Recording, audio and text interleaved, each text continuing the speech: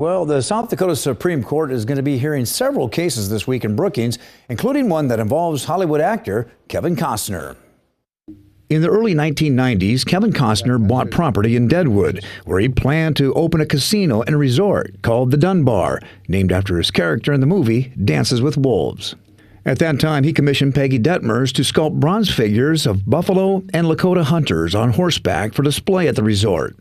But the Dunbar was never built, and Detmers claims that Costner broke their agreement when he placed the sculptures at Tatanka, a tourist attraction in the same location. Another case justices will be hearing surrounds the Domino Pizza delivery man who was shot and killed back in February of 2020. Two men, Raymond Banks and Johannes Bryant, both pled guilty to manslaughter charges, but they offered conflicting stories regarding their respective roles in the crime. Banks was sentenced to 60 years and Bryant was given 25.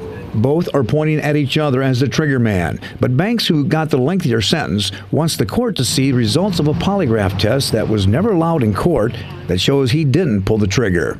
And justices will make a ruling on whether or not search warrants against philanthropist T. Denny Sanford should be made public, now that the state has ended its investigation into child pornography. Sanford was never charged, but his attorney wants the court documents to remain sealed. And another case we'll be following is one involving a woman who ran a bed and breakfast in Costner. Darcy Bracken applied for COVID-19 funds from the CARES Act and received over $14,000, but later the Labor Department reviewed her case and said that she didn't qualify for the money. We will have a camera in the courtroom tomorrow and Wednesday, so you'll be able to listen in on the arguments live on our website.